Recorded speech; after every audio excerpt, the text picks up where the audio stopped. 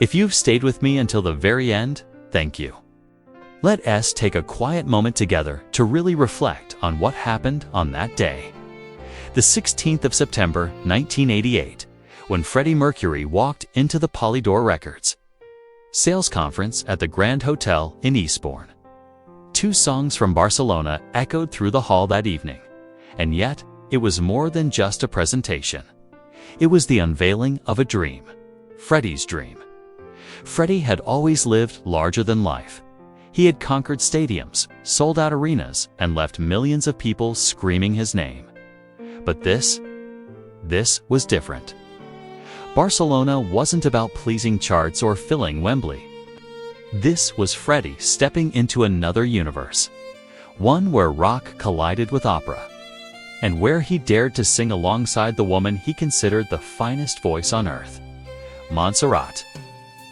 Years before, during Queen's Magic Tour in Spain, Freddie casually confessed on television, "You won't believe this, but my favorite singer is Montserrat. She is the best."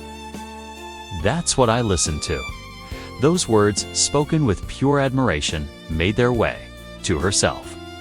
And suddenly, the impossible became reality. From January 1987 to June 1988, Freddie and Montserrat worked tirelessly together, creating an album that shattered boundaries. Barcelona wasn't just music. It was 2 worlds, uniting opera and rock, passion and precision. For Freddie, it was one of the most rewarding chapters of his life. He waited nervously to hear Spurdick after the album was complete. And when she called to tell him she had found a new lease of life and a newfound freedom through their partnership, Freddie was overjoyed. He said he was smiling from my ass to my elbow, beaming like a child who had just swallowed the canary. Think about that for a moment. Here was Freddie Mercury, the man who could hold 70,000 people in the palm of his hand at Live Aid, feeling butterflies, waiting for approval from a voice he worshipped. And when Montserrat told him she loved the way their voices sounded together, he knew it wasn't just collaboration, it was magic. The Barcelona album was daring, ambitious, and unlike anything else. Yet, as Freddie himself admitted, it was often overlooked in favor of more commercial work. But among fans, and especially for Freddie himself, it became the ultimate showcase.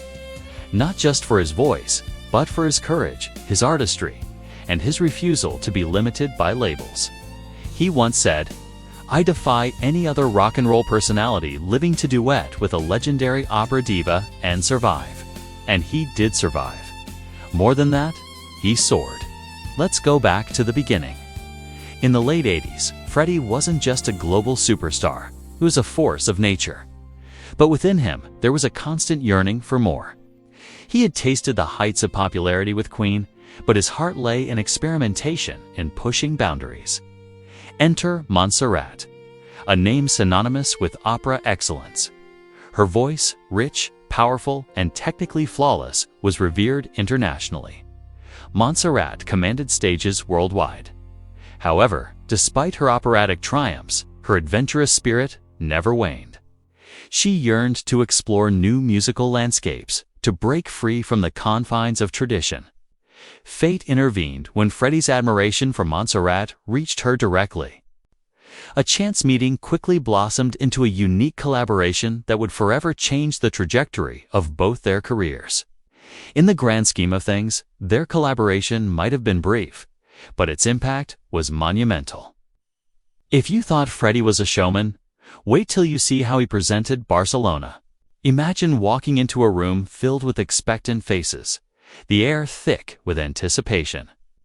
The Polydor Sales Conference at the Grand Hotel in Eastbourne was no ordinary event. It was September 16, 1988, and Freddie Mercury was about to make an entrance. As the spotlight hit him, the room erupted. Cheers and whistles filled the air, but Freddie, ever the showman, had a mischievous twinkle in his eye. This was more than a simple album launch. It was a theatrical experience.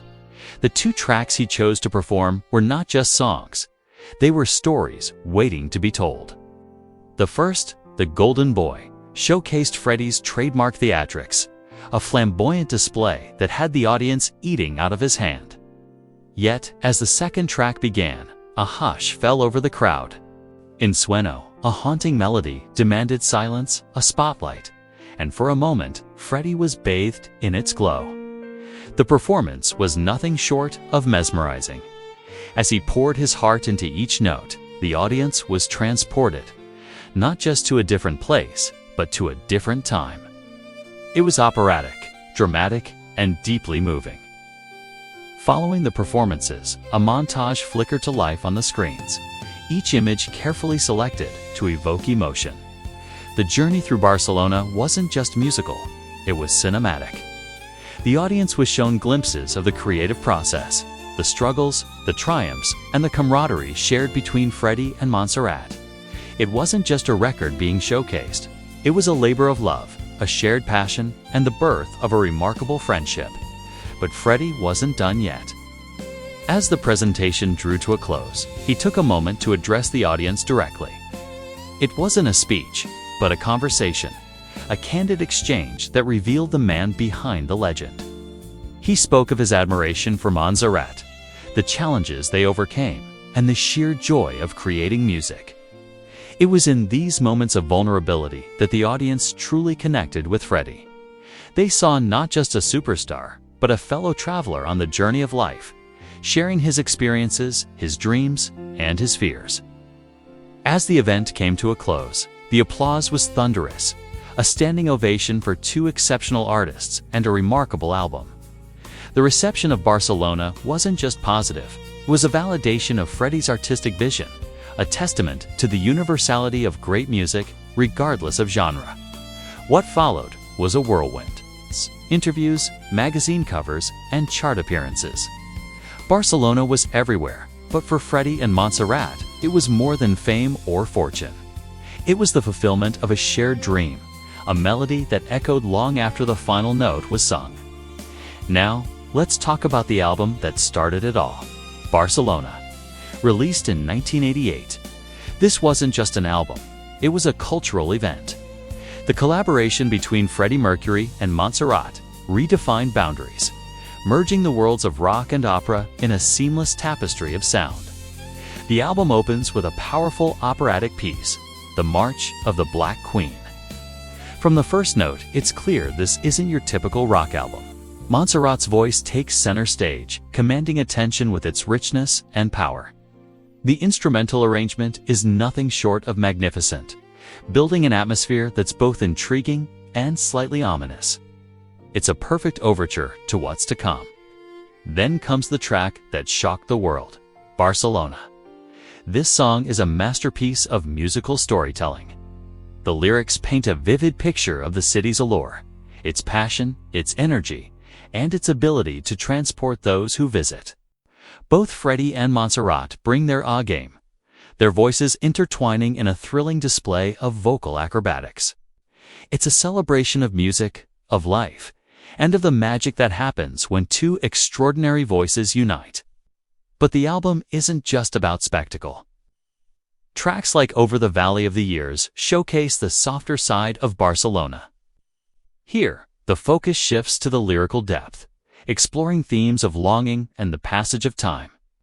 Montserrat's voice shines in this piece, revealing a vulnerability that tugs at the heartstrings. It's a reminder that great music has the power to evoke the deepest emotions within us. And then there's How Can I Help You? This track is a standout, not just for its catchy melody, but for the incredible vocal chemistry between Freddie and Montserrat. Their voices play beautifully off each other, creating a dynamic that's both engaging and heartwarming. It's a song that stays with you long after the music stops. But the album culminates in a truly unforgettable way, with Sueno. This operatic tour de force demands attention. It's a tale of love, loss, and the enduring power of memory. The instrumental arrangement is breathtakingly beautiful, transporting the listener to another time and place. Montserrat is simply stunning, her voice soaring and dipping with effortless grace. Looking back, Barcelona wasn't just an album. It was a revolution, It defied musical norms, shattered expectations, and left an indelible mark on the world of music. It's a testament to the brilliant minds and extraordinary talents of Freddie Mercury and Montserrat. Their collaboration continues to inspire awe and wonder, reminding us that music has the power to transcend boundaries and touch the depths of our souls. Thank you for joining me on this journey through time.